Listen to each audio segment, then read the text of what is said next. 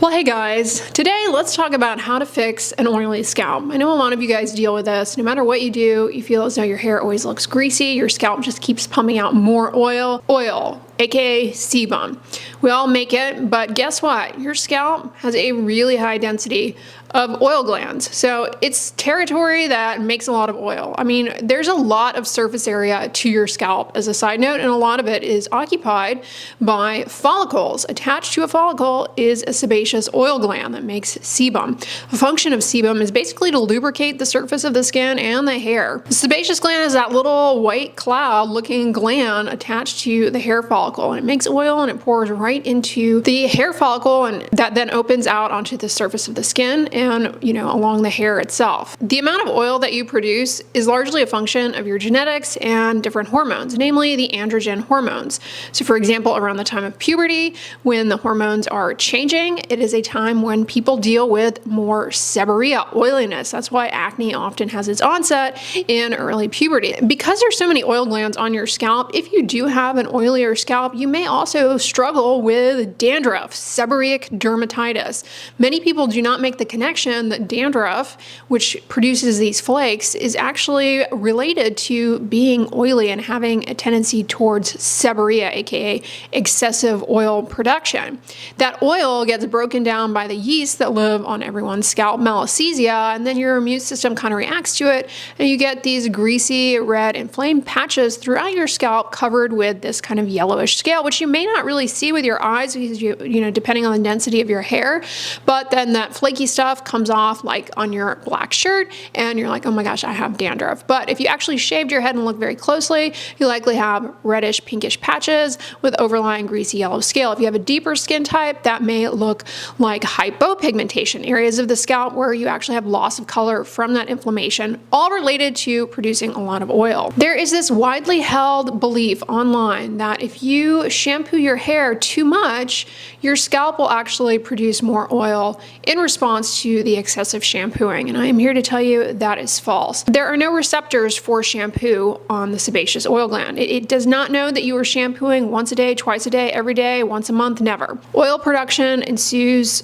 based on your biology, not based on how frequently you shampoo your scalp. That being said, removal of the sebum that collects on the surface of the scalp is really important for scalp health, and if you have seborrheic dermatitis, shampooing your scalp more frequently is helpful for controlling that condition because, again, the oil builds up on the surface.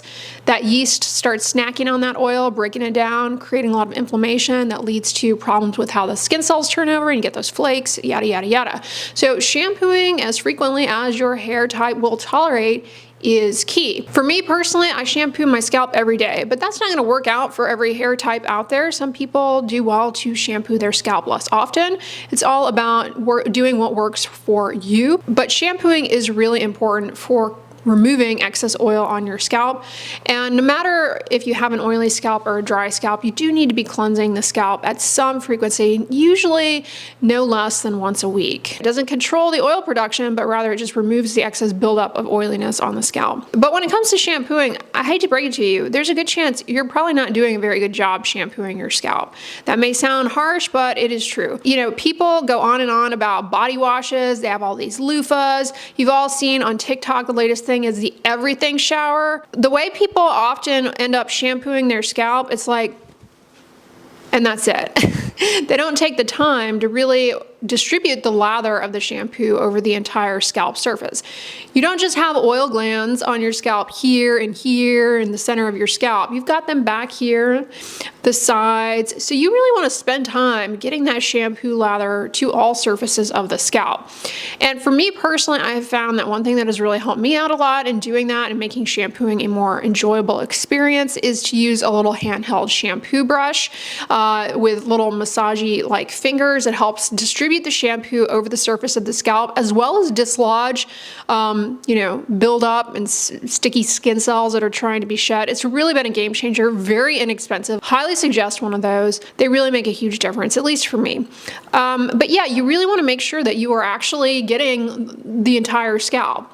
That being said, how much shampoo you use can make or break this for you. A lot of people use way too much shampoo. We are incentivized to use more shampoo because they pump it full of things that smell nice and the lather is fun and all of that. So we end up oftentimes using way too much shampoo. You may not rinse it out thoroughly. That is an issue a lot of people run into. And if you've got an oily scalp, what that's gonna do is it's gonna create this oily buildup on your scalp, especially if you have very fine hair. So make sure you're being more conservative with the volume of shampoo you need, because regardless of how much hair you have, the act of shampooing is scalp centric. It's focused on the scalp, not necessarily the strands. You may need a little bit more shampoo if you have a thicker hair type to really get it in there. You may need a little bit less if you have thinner hair and you have areas where your scalp is more exposed, easier to get that lather on there. Therefore, you may need a little bit less. But as a general rule, how much shampoo do you actually need? Roughly 2 teaspoons should be adequate. While you don't need a large volume of shampoo, here's something that could really make a huge difference for the way your hair looks in terms of the appearance of an oily scalp, oily hair. You might consider the old little tune of lather, rinse, repeat, especially if you're someone who uses a lot of styling products. Your first shampoo to the scalp, the shampoo ingredients are getting in there, and if you have product buildup, they're trying to break through that film of product on the strand, up close to the scalp, as well as on the scalp surface. Plus, you may have a lot of buildup of dead skin cells, so the detergents are getting in there and kind of loosening all of that up. Then you rinse it away, but some of that residue may still be left behind. Whereas if you come in with a second round, another 2 teaspoons, lather it there, you may notice, wow, all of a sudden I'm getting all of these suds. It's a lot more sudsy the second time around. That's because you may have had a buildup on there that the shampoo was trying to break through. So if you don't repeat, you're not really getting a good cleanse of the scalp. Think of it as a double cleanse for your scalp, but instead of the double cleanse method we use on our face, where you use an oil-based cleansing balm or cleansing oil first and then a mild cleanser, here you're just using the same shampoo in duplicate, lather, rinse, repeat. So that's not just a marketing gimmick to get you to use more shampoo. It can be really helpful if you have a lot of scalp buildup from products. Now, if you don't use many hairstyling products, this may be unnecessary for you. Like I said, shampooing is a scalp-centric sport for removing sebum and removing shedding corneocytes up there. Like I said, there's a lot of surface area. Just because, you think to yourself, oh, my head is only this big, like how much skin can there be? But remember, with all of those follicles, that is surface area that, if you took all the skin of your scalp off, I know we're getting close to Halloween. That's very, hello, Clarice. Just imagine if you took the skin of your scalp off and laid it out in front of you. It'd be quite large. There's a lot of surface area up there. Therefore, you want to spend the time cleansing it. There's a lot of surface area. There are a lot of oil glands. Like I said at the beginning of this video, I always chuckle. People in their everything shower where they do this like loofah, they do these salt scrubs and shaving and dry brushing. Very little time spent shampooing the scalp. That being said, if you have fine hair in particular, you're going to find that if you have oily hair, the hair strands can end up dry and brittle. A lot of people with fine hair, the ends of their hair may end up being, more prone to looking dry and brittle. You really want to make sure you are conditioning the ends of your hair after you rinse the shampoo lather out, because that's going to help with reducing the charge issue that goes on. Basically what happens is you get this negative charge on your hair strands and they end up repelling from one another. The hair can end up looking dry and brittle. So you want to condition. It helps neutralize that charge and it smooths down the strands. If you have really short hair though, you might not need to use conditioner, frankly, especially if you have oily hair. Conditioner may not be super helpful for you. You may just do quite fine with only shampoo. If you have really brittle ends, you may find that you do well to use a hair mask or a leave-in conditioning treatment. Hair masks tend to be a lot thicker in comparison to hair conditioner, and for that reason, I find that they more consistently coat each individual strand. But you really want to make sure that you work the product through the ends, not just a glom here, a glom here. It's all about getting it through. So shampoo the scalp as frequently as your hair type tolerates. Condition the ends. Spend the time to make sure that you are getting all surfaces of the scalp adequately cleanse. Here's something you don't want to do that you'll find on TikTok. You don't want to use baking soda concoctions to your scalp. Baking soda is very caustic. It can cause the hair to swell, allowing for more water to come in and causing the hair to be very frizzy and prone to breakage, especially if you have a very textured hair type. Not a good idea to be putting baking soda on your scalp. It can be very irritating to your scalp as well, cause an increase in transepidermal water loss. It's just not going to help you out. Shampoo is not a scam. It really does cleanse your scalp. And the reason it's different from other cleansing products is that it's formulated to cleanse the scalp, to remove product buildup and residue and oil, but to not damage the hair strands. Shampoo formulation is tricky business. All right, the other thing you may want to consider if you have oily hair and you use a lot of products is to incorporate a clarifying shampoo once a week. These tend to be a lot stronger in terms of their ability to get in there and remove oil and residue of products. But because of that, they can leave your hair strands a lot more brittle and dry. So consider incorporating one maybe on a once a week basis if you use a lot of product. It's not going to make your scalp produce more or less oil, but what it's going to do is help remove oily product buildup more efficiently. If you have an oily scalp and you're getting flakes, itchy patches, consider utilizing an anti-dandruff shampoo. It's not going to change the amount of oil that your scalp puts out, but it is going to help in controlling the inflammatory condition seborrheic dermatitis, and it's going to remove oil that has built up on the scalp surface. Anti-dandruff shampoos have ingredients in them that either cut down on the little yeast that breaks down the sebum or that help exfoliate the scalp, like salicylic acid is a great exfoliant. Ketoconazole is an antifungal, and Nizoral shampoo helps control that little yeast. And then you have zinc pyrithione and selenium sulfide. Both of those are anti-inflammatory and help control the burden of that little yeast. You kind of have to tweak around with some of these shampoos, play around with them, because they can be more on the drying side for your strands. But newer formulations of these shampoos, they've really come a long way. For example, the Dove Derma Care series zinc pyrithione shampoo, I have been using over the past year. It's quite good in comparison to older formulations of zinc pyrithione shampoos. Now, again, it's not going to prevent oiliness on your scalp, but it's going to help with the issues related to having seborrhea oiliness. So what can you do to actually decrease oil production from your scalp? Well, you can see a dermatologist because maybe you have some other issues related to oiliness, or maybe you're just simply bothered by having excessive sebum production, oiliness on the scalp. Maybe you also have it on your face. Not uncommon to have an oily scalp and an oily face. One thing that might surprise you that actually can work is Botox. Botox can help cut down on oiliness. So Botox works by, basically blocking the signals between a nerve and a muscle. That's how it works for wrinkles, right? But when we're talking about the hair follicle, it's thought to work by maybe blocking contraction of the little muscle that is attached to the hair follicle that plays a role in release of sebum into the follicle. Or it may also be related to the role of acetylcholine, a neurotransmitter, in telling the sebaceous oil glands to differentiate and make more oil. And it may actually help with acne too, just by reducing oiliness.